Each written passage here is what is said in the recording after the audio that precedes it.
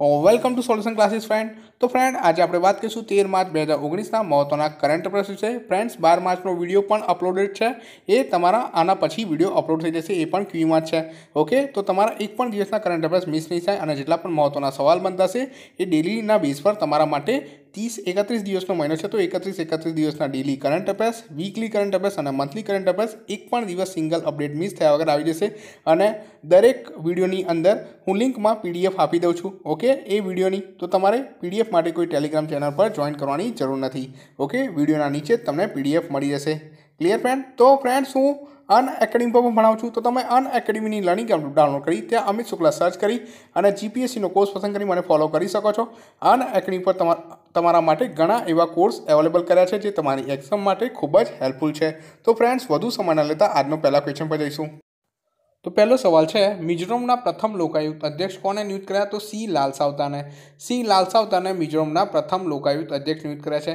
Friends, અહીં લોકાયુક્તની વાત થઈ છે તો આપણને ખબર હોવું જોઈએ કે ભાઈ ભારતમાં પ્રથમ લોકાયુક્ત ઇન્ટ્રોડ્યુસ કોને કર્યું હતું? તો કોને ઇન્ટ્રોડ્યુસ કર્યું હતું? મહારાષ્ટ્રે. મહારાષ્ટ્રે 1971માં પ્રથમ લોકાયુક્ત ઇન્ટ્રોડ્યુસ કર્યું હતું. તો આપણને આના વિશે ખ્યાલ હોવો જોઈએ જો લોકાયુક્તની વાત કરે. ઓકે, તો લોકાયુક્ત એટલે કે મિઝોરમના પ્રથમ લોકાયુક્ત અધ્યક્ષ બન્યા છે સી લાલસાવતા. હવે લોકાયુક્તની વાત થઈ છે તો આના વિશે ડિટેલમાં જાણીએ. પહેલાં અહીં સી લાલસાવતાને તો ફ્રેન્ડ્સ, તમે અહીં પિકમાં દેખી શકો છો. એક તરફ છે એક તરફ છે મિઝોરમના જે ગવર્નર છે. ઓકે, મિઝોરમના ગવર્નર કોણ છે હાલમાં? આપણને ખ્યાલ હોવું જોઈએ. તમને ખ્યાલ છે કોણ છે મિઝોરમના ગવર્નર? હાલમાં જ નવી નિયુક્તિ થઈ છે એમના ગવર્નરની, જે શપથ લેવડાવે છે નવા લોકાયુક્તને. કોણ છે મિઝોરમના ગવર્નર? તો જે કાર્યકારી ગવર્નર છે કોણ? જગદીશ મુખી દ્વારા લોકાયુક્તને શપથ લેવડાવવામાં આવી રહી છે. તમે અહીં ઇમેજમાં દેખી શકો છો. ઓકે, તો આપણને ખ્યાલ હોવું જોઈએ હાલમાં જે કાર્યકારી ગવર્નર કોણ છે? જગદીશ મુખી, જેઓ આસામના પણ ગવર્નર છે. ઓકે, તો આપણને આના વિશે ખ્યાલ હોવું જોઈએ. ફ્રેન્ડ્સ, આના વિશે આપણે ડિટેલમાં વાત કરીએ. તો નિવૃત્ત આઈએએસ અધિકારી સી લાલસાવતાએ શપથ લીધા હતા અને મિઝોરમના નવા ગઠિત લોકાયુક્ત પ્રથમ ચેરમેન તરીકે તેમની નિયુક્તિ થઈ. તેમણે એક શપથ ગ્રહણ સમારોહ એઝોલમાં, જે શું છે મિઝોરમની જે રાજધાની છે ત્યાં આગળ યોજાયેલું હતું. ત્યાં તેમના જે નવા નિમાયેલા મિઝોરમના ગવર્નર જગદીશ મુખી છે તેમના દ્વારા ઓફિસ અને ગુપ્તતાના શપથ લેવડાયા હતા. કોના દ્વારા? તો મિઝોરમ જે છે એના રાજ્યપાલ દ્વારા. ઓકે ફ્રેન્ડ્સ, અહીં મિઝોરમની વાત થઈ છે તો મિઝોરમ વિશે પણ થોડું જાણી લઈએ. તો અહીં મિઝોરમની વાત થઈ છે તો મિઝોરમના મુખ્યમંત્રી કોણ છે? જોરમથંગા. અને કેપિટલ છે મિઝોરમનું આઇઝોલ. અને મિઝોરમની સ્થાપના કઈ થઈ? 1987માં. ક્યારે થઈ હતી? 1987માં મિઝોરમની સ્થાપના થઈ હતી. તો હોપફુલ ફ્રેન્ડ્સ, જો તમને મારું કામ સારું લાગતું હોય તો વિડીયોને લાઇક કરી શેર જરૂર કરી દેજો તમારા કોઈ પણ એક એજ્યુકેશન ગ્રુપમાં. ત્યારબાદ નેક્સ્ટ ક્વેશ્ચન પર જઈશું. તો ફ્રેન્ડ્સ, નેક્સ્ટ ક્વેશ્ચન છે, સિપ્રીના રિપોર્ટ અનુસાર ભારત આર્મ્સ ઇમ્પોર્ટરમાં કયા ક્રમે છે? તો બીજા ક્રમે છે. કયા ક્રમે છે? બીજા ક્રમે. પ્રથમ ક્રમે કોણ છે? સાઉદી અરેબિયા 12% સાથે. ઓકે, 12% સાથે પ્રથમ ક્રમે છે સાઉદી અરેબિયા અને ભારત 9.5% સાથે સેકન્ડ ક્રમે છે. હવે આર્મ્સ માને શું? તો હથિયારો. જે ભારતના મિલિટરીના જવાનો છે, જે સૈનિકો છે, એમના માટે જે હથિયાર ખરીદવામાં આવે છે એને આર્મ્સ કહેવામાં આવશે. તો તેના ઇમ્પોર્ટમાં ભારત સેકન્ડ ક્રમે છે. તો આના વિશે વિસ્તૃતમાં જાણીએ. તો ફ્રેન્ડ્સ, તમે પિકમાં દેખી શકો છો ટોપ 6 આર્મ્સ ઇમ્પોર્ટર્સ. ઓકે, 6 જે સૌથી વધુ જે હથિયારો ઇમ્પોર્ટ કરનારા દેશો છે. તો એમાં સૌથી ઉપર કોણ છે? Saudi Arabia. સેકન્ડ પર છે ઇન્ડિયા એટલે કે ભારત. થર્ડ પર છે ઇજિપ્ત. ફોર્થ પર છે ઓસ્ટ્રેલિયા. ફિફ્થ પર છે અલ્જેરિયા અને 6 પર છે ચાઇના. ઓકે, સાઉદી અરેબિયા કેટલા પર્સન્ટ સાથે ટોપ પર છે? 12%. ઇન્ડિયા 9.5% સાથે સેકન્ડ પર. ઇજિપ્ત 5.1% સાથે થર્ડ પર. ઓસ્ટ્રેલિયા 4.6, અલ્જેરિયા 4.4 અને ચાઇના 4.2. હવે સપ્લાયર કોણ છે લાર્જેસ્ટ? તો લાર્જેસ્ટ સપ્લાયર છે ઇન્ડિયાને 58% રશિયા કરે, 12% યુએસ અને 15% ઇઝરાયલ. કેટલા?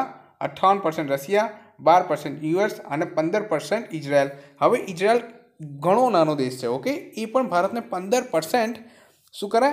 જે વારના સાધન છે, જે હથિયારો છે એ એક્સપોર્ટ કરે છે તેમના દેશથી. તો આ પણ એક મહત્વના પોઈન્ટ છે, ફેક્ટ છે, એ તમને યાદ હોવું જોઈએ. તો ફ્રેન્ડ્સ, અહીં સિપ્રીની વાત થઈ છે તો તમને સિપ્રીનું ફૂલ ફોર્મ ખબર હોવું જોઈએ. તો Stockholm International Peace Research Institute. શું થશે? Stockholm International Peace Research Institute એ સિપ્રીનું ફૂલ ફોર્મ થશે. અને સાઉદી અરેબિયા વિશ્વનું સૌથી મોટું શસ્ત્ર આયાતકાર છે. ઓકે, તો આના વિશે આપણને ખ્યાલ હોવો જોઈએ. તો નેક્સ્ટ ક્વેશ્ચન પર જઈશું આપણે. ક્વેશ્ચન છે, ચોથું internet of things India Congress ક્યાં યોજાયો? તો ચોથું ઇન્ટરનેટ ઓફ થિંગ્સ ઇન્ડિયા એટલે કે IoT કોંગ્રેસ ક્યાં યોજાય? બેંગ્લોર ખાતે. અથવા તો એવું પણ પૂછી લે કે ભાઈ ઇન્ટરનેટ ઓફ થિંગ્સ ઇન્ડિયા કોંગ્રેસનું કેટલામું સંમેલન છે? તો આ વખતનું ચોથું છે. ક્યાં યોજાયું? બેંગ્લોર. ઓકે, તો ફ્રેન્ડ્સ આના વિશે થોડી વાતચીત કરીએ.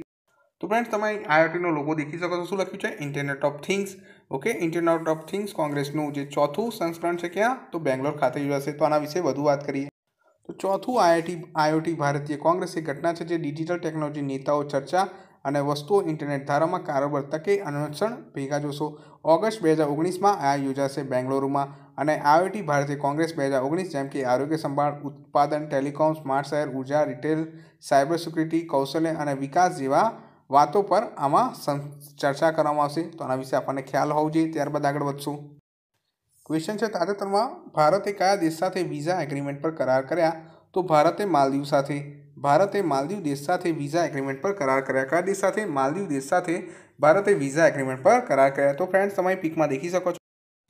એક તરફ માલદીવના પ્રતિનિધિત્વ છે અને એક તરફ ભારતના પ્રતિનિધિઓ છે. તો ભારતના પ્રતિનિધિઓમાં સુષ્મા સ્વરાજ જે વિદેશ મંત્રી છે અને ભારતના વડાપ્રધાન નરેન્દ્ર મોદી તમે પીકમાં દેખી શકો છો. ઓકે, તો કઈ નીતિ પર સમજૂતી થઈ છે એના વિશે પણ વાતચીત કરી લઈએ. ભારત અને માલદીવ વચ્ચેના નવા વિઝા કરાર અમલમાં આવ્યા અને નવી નીતિ તબીબી સારવારની સાથે ભારતમાં શિક્ષણ અને વ્યવસાયની તકો મેળવવા માલદીવના નાગરિકો માટે ઉદાર વિઝા નીતિ પ્રદાન કરે છે. એટલે કે તેમને સરળતા રહેશે વિઝા મેળવવા માટે. ઓકે, તેમાં જે નોર્મ્સ હશે એ ડાઉન રહેશે બીજા ઇમિગ્રેશન મીન્સ કે બીજા દેશોના વિઝા અલગ માટે કરતાં.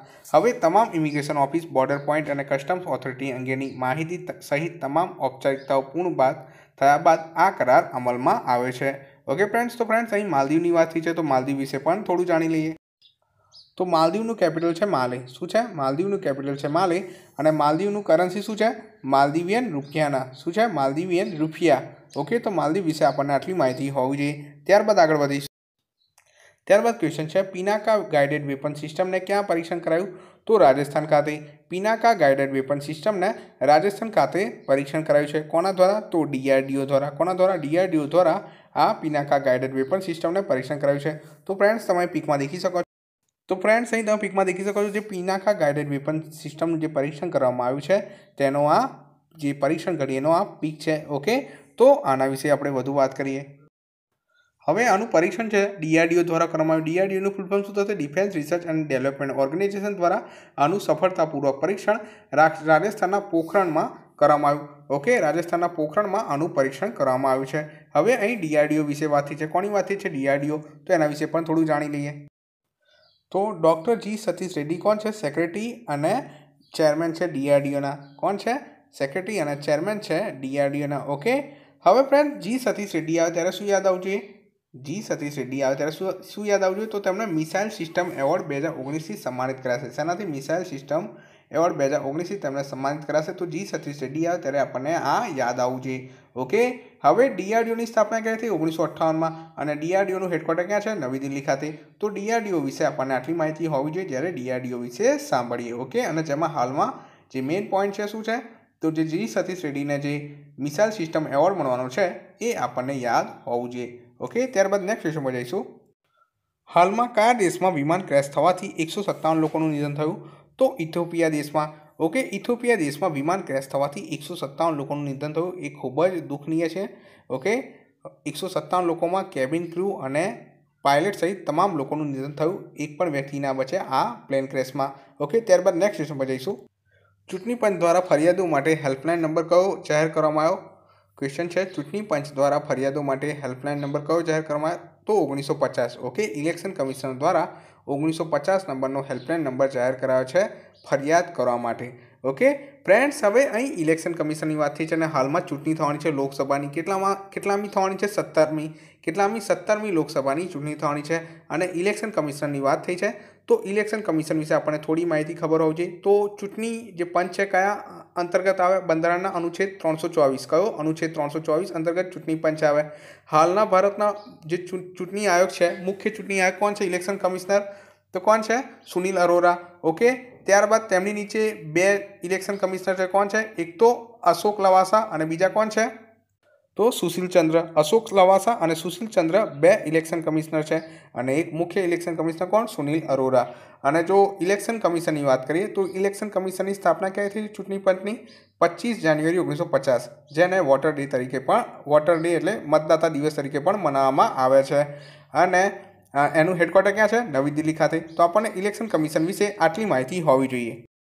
ત્યારબાદ આપણો લાસ્ટ ક્વેશ્ચન છે, ગુજરાત માટે લોકસભાની ચૂંટણીના ઉમેદવારો માટે ચૂંટણીના ખર્ચની મર્યાદા કેટલી નક્કી કરવામાં આવી? તો 70 લાખ રૂપિયા. કેટલી કરવામાં આવી? 70 લાખ રૂપિયા નક્કી કરવામાં આવી છે ગુજરાત માટે લોકસભાના ચૂંટણીના ઉમેદવારો માટે ચૂંટણીના ખર્ચની મર્યાદા. ઓકે, તો આપણને આના વિશે ખ્યાલ હોવું જોઈએ. તો હોપફુલ ફ્રેન્ડ્સ વિડીયો હેલ્પફુલ રહેશે. ફ્રેન્ડ્સ, તમારો એક પણ દિવસનો વિડીયો મિસ નહીં થાય. હા, એમાં ટાઈમિંગમાં ફેરફાર હશે કારણ કે ઘણું કામ હોય છે. તો હું તમારા માટે વિડીયો અપલોડ કરું છું જે લોકો ડેલી દેખે છે. ઓકે, હું સંખ્યા માટે નથી અપલોડ કરતો. તો તમારા માટે હું ડેલી કામ કરું છું, વીકલી કામ કરું છું અને મંથલી કામ કરું છું. તો તમારા એક પણ કરંટ અફેર્સ મિસ નહીં થાય. તો નેક્સ્ટ વિડીયો સાથે જલ્દીથી મળીએ.